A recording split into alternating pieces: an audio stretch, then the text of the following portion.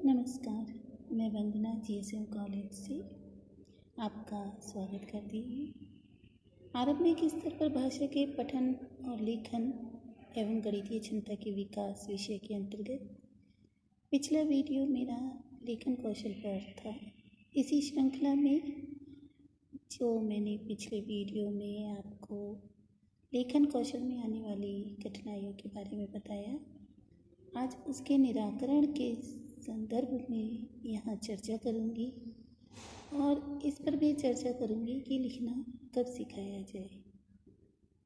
लिखना और पढ़ना इन दोनों में सर्वप्रथम किस कौशल को शुरू करना चाहिए, इस विषय पर भी हम यहाँ चर्चा करेंगे। तो चलिए आगे बढ़ते हैं। जानते हैं कि जो लेखन कौशल में कठिनाइयाँ आती हैं उनका निराकरण हम कैसे कर सकते हैं। लेखन कौशल में जो कठिनाइयाँ आती हैं उनके निराकरण के लिए सर्वप्रथम हमें छात्रों को उचित ढंग से बैठना और सही ढंग से कलम पकड़ना सिखाना चाहिए। दूसरा, छात्रों को सुलेख का अभ्यास कराएं और उन्हें अक्षरों और शब्दों के बीच उचित दूरी छोड़ते हुए सुंदर और सुडौल अक्षर बनाने का अभ्यास कराएं। तीसरा जो पॉइंट है वो यहाँ है कि छात्रों को लिपि, स्वर तथा मात्रा का समुचित ज्ञान कराएं। विशेष रूप से अत्यधिक ध्वनि सामने वाले वर्णों पर ध्यान दें, जैसे श, श, स। ये इनको विशेष तौर पे छात्रों को बताना चाहिए, इनमें जो अंतर होता है उसको। अगला है श्रुत लेख का अभ्यास कराया जाना चाहिए ताकि वे प्रवाहपूर्ण लिखने का भी अभ्यास कर सके।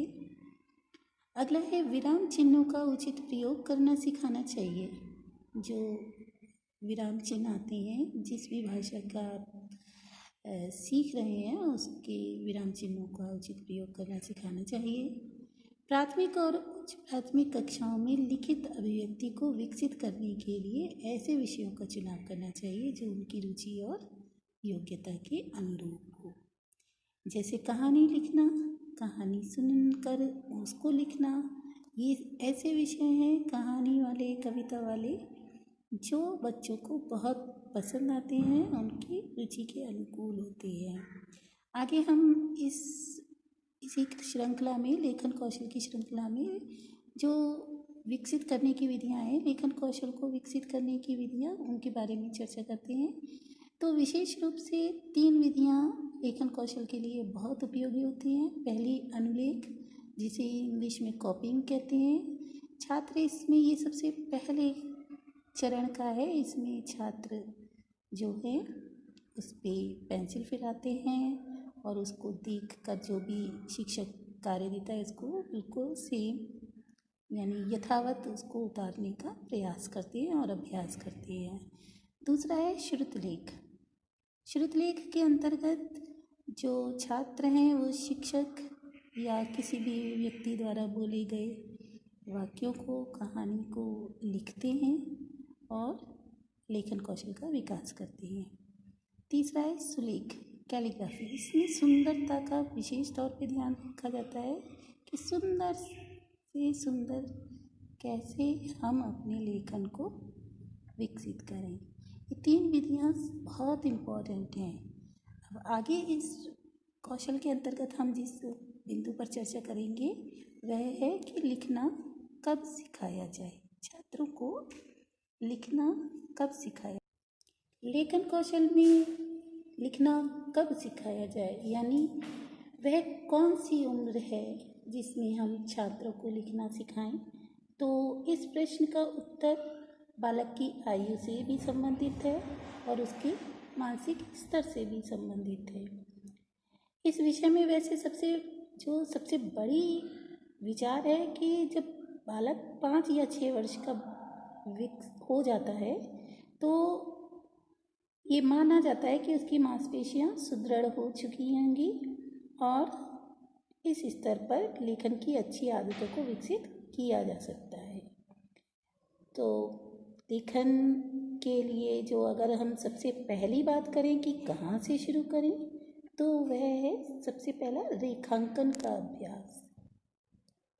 जब बालक 5 या 6 वर्ष का हो जाता है तब उसकी मांसपेशियाँ थोड़ी विकसित हो जाती हैं, सुदृढ़ हो जाती है। तो हम जब लिखना सिखाना उनको शुरू करें तो सबसे पहला जो चरण है वह है रेखांकन का अभ्यास।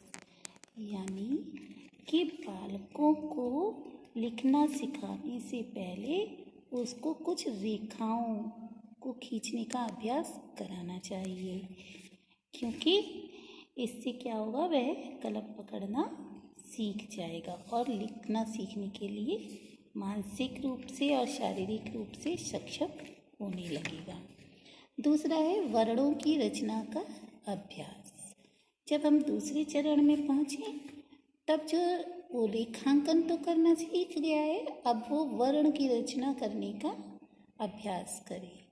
फिर वर्णों से शब्द की रचना करने का अभ्यास करे।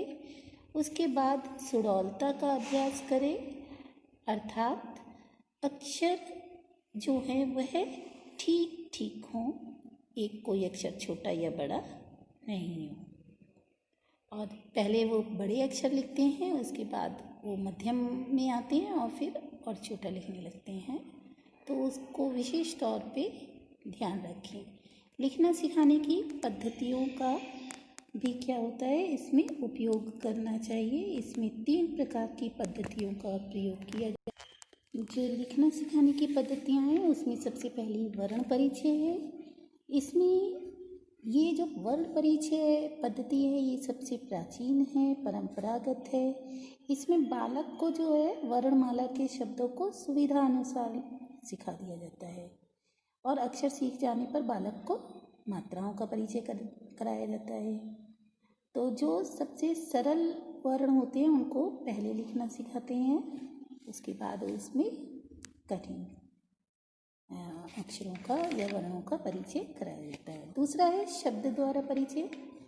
अक्षर सीखने में बालक की रुचि नहीं होती है, क्योंकि जैसे वो बोलता है तो वो उसे पापा मामा, तो उसमें क्या होता है कि वो वर्ण नहीं बल्कि शब्द। आप देखते हैं तो पहले हम लोग क्या कराते हैं, कविता पाठ कराते हैं। उसको ये नहीं पता होता है कहाँ लिखा है, लेकिन वो अपने हाथों की उंगलियों द्वारा ऐसे कि ये लिखा होगा, यानी उसे शब्द आकर्षित करते हैं वर्ण की अपेक्षा।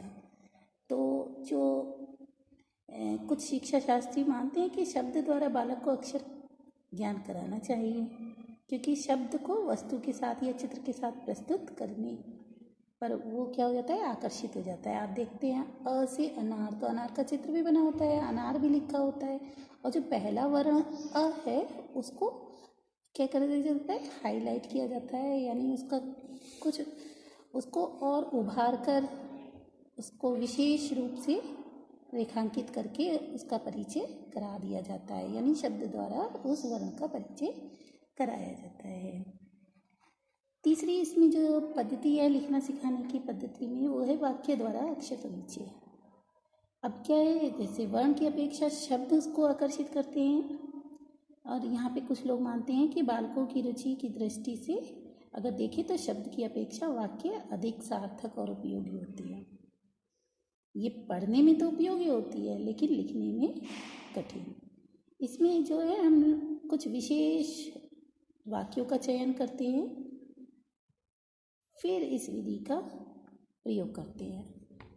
हालांकि इस विधि का प्रयोग ना तो मनोवैज्ञानिक रूप से और ना ही जो है उनके शारीरिक दृष्टि से ये अनुकूल है। तो ये वाक्य द्वारा परिचय पद्धति का जो है बहुत कम प्रयोग किया जाता है।